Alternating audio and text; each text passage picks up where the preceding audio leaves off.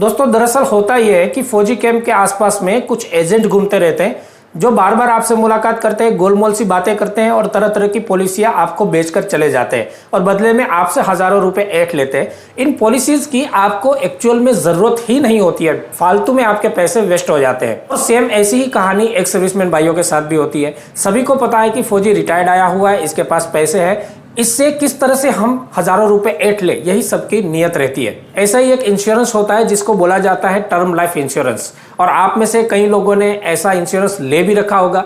लेकिन क्या एक फौजी को टर्म लाइफ इंश्योरेंस लेना चाहिए कि नहीं लेना चाहिए, और लेना भी चाहिए तो कितना लेना चाहिए, इस बात के ऊपर इस वीडियो में गौर करेंगे।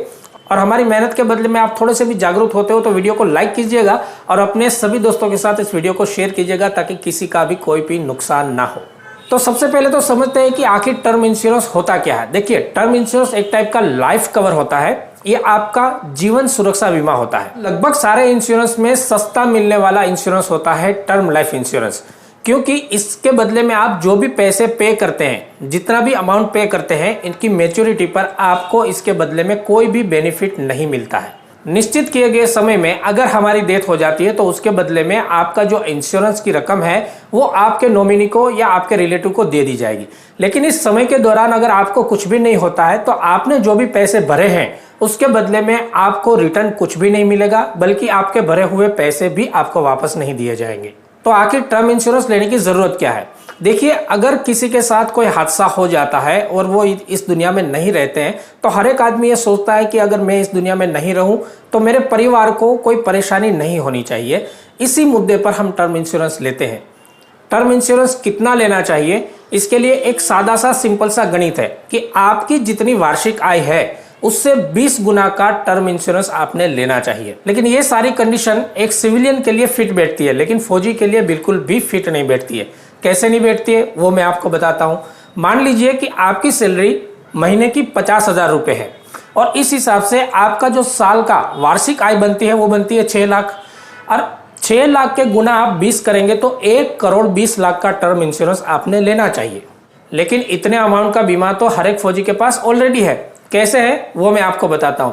आपके पास SBI का DSP अकाउंट है तो उसमें एक्सीडेंटल डेथ पर आपको 50 लाख का कवर दिया जाता है।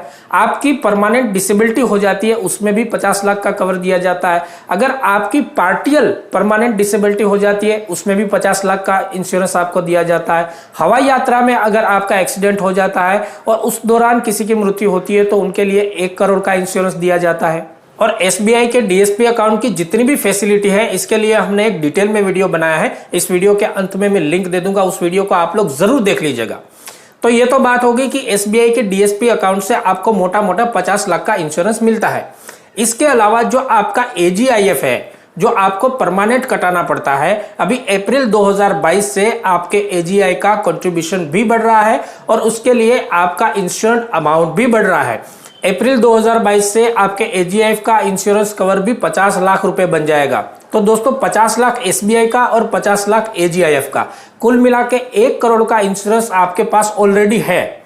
और इसके अलावा भी हमारे फौजी भाइयों के पास हमेशा कोई ना कोई LIC या PLI का इंश्योरेंस जरूर होता है।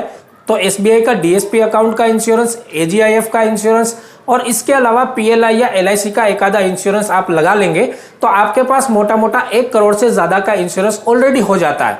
जब हमारे पास पहले से ही 1 करोड़ का इंश्योरेंस अवेलेबल है तो हमें टर्म लाइफ इंश्योरेंस लेने की जरूरत ही नहीं है। लेकिन फिर भी जानकारी के अभाव में हम लोग टर्म इंश्योरेंस खरीद लेते हैं और महीने का 1500 से 2000 रुपया उसमें लगा देते हैं। अगर इसी 1500 से 2000 रुपए का आप सही तरह से इन्वेस्ट करेंगे तो लाखों रुपया इससे बना पाएंगे। और इन्वेस्टमेंट के सारे वीडियो चैनल पर है, प्लेलिस्ट में जाइए, इन्वेस्टमेंट के प्लेलिस्ट को देखिए, आपको कई सारे ऐसे वीडियो मिलेंगे जहां पर आप आसानी से पैसे बना सकते हैं।